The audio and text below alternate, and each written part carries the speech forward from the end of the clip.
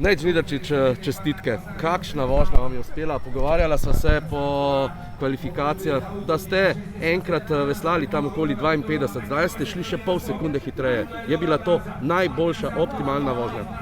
Ja, moja sigurno do zdaj. Še nobeni vseh treningih, ki sem imel, niti če bi jih sestavil vse dobre dele skupaj, ni bila tako dobra kot ta. Tako da zgleda, da res za te izkušnje, ki pridejo z leti, se bolj poznajo pri teh finalnih vožnjah. Želel sem se že pred tekmo, miš včeraj, da ne bi štartal zadnji, ker zadnji se je malo nelagodno, ker si sam gor na štartu in čakaš, tako da mi je bilo malo lažje, posebej, ko sem čas videl, ki je bil res zelo dober, je bilo kar fajn čakati v cilju druge. Nisem bil še siguren, da bom svetovni prvak, ampak sem pa siguren, da bom medaljen, ker je bil čas res zelo dober. Ste na startu vedeli, da je eden od tekmovalcev pred vami veslal 52:03? Ne. Jaz sem vesel, da ni bilo slišati, tako da mi je všeč raje se osredotočiti na svojo vožnjo in se ne ukvarjati z drugimi. Nejc, postali ste najuspešnejši vseh časov. Kaj to pomeni? Seveda, veliko zadovoljstvo verjetno. Ja, mislim, moram reči, sem kar ponosen, ker prvo svetovno prvenstvo v kajak spustil leta 52, tako da v teh 60-70 letih sem prvi, ki mi je uspelo v kajaku imeti 5 posamičnih zlatih medalj. In sigurno je, če si enkrat na vrhu te lestvice, ne moreš biti razočaran. Jaz sem kar ponosen na to.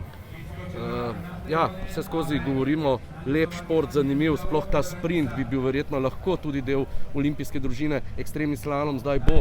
Se čutite malo zapostavljene? Ma ne, ker jaz sem že začel, ko sem začel veslati ta šport, ni bil olimpijski in sem vedel, kaj grem.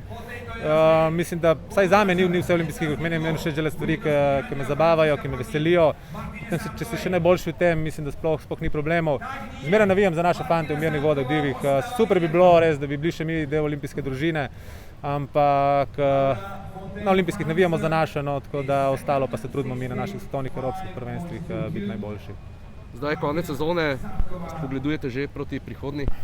Letos je bila res dolga sezona, mislim, sem rekel, januarja sem šel na priprave za 2 meseca v Španijo in takrat res smo samo garali, bilo tako razdeljena sezona, da sploh nisi mogel iti nič na dopust, vsak mesec je bila ena velika tekma, tako da res se mi zdaj še ta zadnji teden malo vlekel, tako da zdaj poročil sem se pred slabim mestom, tako moram zdaj že peljati na poročno potovanje, nekaj časa za naju si vzeti.